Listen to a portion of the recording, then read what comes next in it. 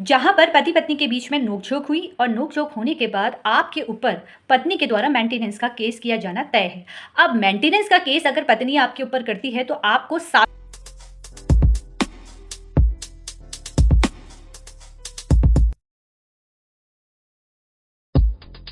क्या करना है, आज इस वीडियो के माध्यम से मैं आपको यही जानकारी देने वाली हूँ। देखिए, जहाँ पर पत्नी अपने पति के ऊपर और उनके घरवालों के ऊपर झूठा आरोप लगाती है, जहाँ पर पत्नी ये कहती है कि मेरे सास ससुर ताना मारते हैं, मुझे मानसिक हिंसा करते हैं, और पत्नी का ये दावा होता है कि ये मुझसे दहेज की मांग कर रहे हैं। ये दहेज जो है 10 लाख रुपये भी हो सकता है, 20 लाख भी हो सकता है और 5 लाख रुपये भी होता है। जहाँ पर पत्नी का ये कहना है कि सास के द्वारा या पति के द्वारा या देवर के द्वारा या ससुर के द्वारा मुझसे दहेज की मांग की जा रही है, और यहाँ पर ये लगातार मुझसे दहेज की मांग करते हैं, मुझसे बोलते हैं कि आप अपने घर से लेके आओ, नहीं तो हम तुम्हें तलाक दे देंगे या तुम्हें घर से बाहर कर देंगे। ये आरोप वो किसी पर भी लगा सकती है या पूरे परिवार पर भी लगा सकती है। लेकिन जब ये बात पूर्ण रूप से झूठी है और पत्नी ने आपके ऊपर मेंटेनेंस का केस कर दिया है, तो ऐसी अवस्था में आपको क्या साबित करना है, इस वीडियो के माध्यम से मैं आपको ये जानकारी देने वाली हूँ। देखिए, जहाँ पर पत्नी ने झूठे आरोप लगा दिए हैं, मेंटेनेंस का केस कर दिया है, तो वहाँ पर पति को एक काम ये करना है कि अगर आपकी पत्नी पढ़ी लिखी है,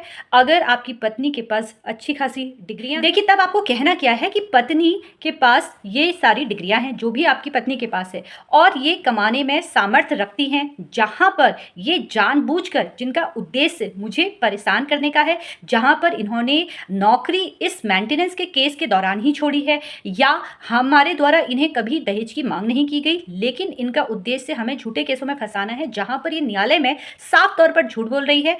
इनके पास डिग्रियां होते हुए भी ये विवाह से पूर्व जो है ये नौकरी करती थी, लेकिन जहाँ पर इन्होंने ये सोच लिया था कि ये मेरे परिवार से बदला लेंगी या मुझसे बदला लेने की भावना इनके अंदर है, वहाँ पर इन्होंने तुरंत नौकरी छोड़ दी और मेरे ऊपर मेंटेनेंस का केस कर दिया। मैं अपनी पत्नी को रखने को बिल्कुल तैयार हूँ और अपने परिवार को एक सही तरीके से लेके जाने को बिल्कुल तैयार हूँ। जहाँ पर ये पत्नी परिवार का सुख मुझे नहीं दे रही है, जहाँ पर पत्नी परिवार का सुख मुझे नहीं दे रही है, तो ऐसी अवस्था में मैं मेंटेनेंस क्यों दूँ? जहाँ पर ये महिला स्वयं कमा सकती है, जहाँ पर इसके पास डिग्रियां हैं, जहाँ पर इसने स्वेच्छा से अपनी नौकरी छोड़ी है, और अगर पत्नी मेरे साथ नहीं रहना चाहती है तो वहाँ पर पत्नी मुझे तलाक दे, एक राशि मुझसे ले, एक एलिमनी ले और अलग हो जाए। लेकिन इनका उद्देश्य ही मुझे झूठे केसों में फंसा के रखने का है, जहाँ पर ये झूठे आरोप मेरे ऊपर लगा रही है, क्योंकि ये बार बार न्यायालय के समक्ष आती हैं, झूठे आरोप मेरे ऊपर लगाती हैं, और कहीं ना कहीं इनका जो मेन मकसद है वो मुझे झूठे आरोपों में फंसाने का है। तो ये सारी बातें अगर आप न्यायालय में रखते हैं जज साहब के समक्ष,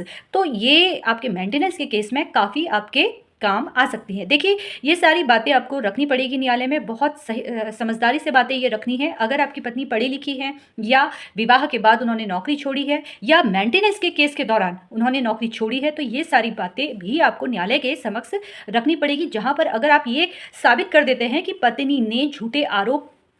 आपके ऊपर लगाए हैं, आपके पास इसके सबूत हैं, जहां पर पत्नी का उद्देश्य ही पति से बदला लेने का है, जहां पर पत्नी खुद अपने परिवार के साथ नहीं रहना चाह रही है, तो ऐसी स्थिति में मेंटेनेंस के केस में आसानी से बचाव हो जाता है। फिलहाल कानूनी जानकारी प्राप्त करने के लिए इसी तरीके से आप लोग मुझसे जुड़ते रहिए। अगर आपको ये वीडियो पसंद आया हो तो इसको लाइक शेयर करना बिल्कुल भी ना भूलें, और आपको मेरे सोशल मीडिया के अलग अलग प्लेटफॉर्म पर मुझसे जुड़ना है और कानूनी जानकारी इसी तरीके से प्राप्त करनी है। धन्यवाद।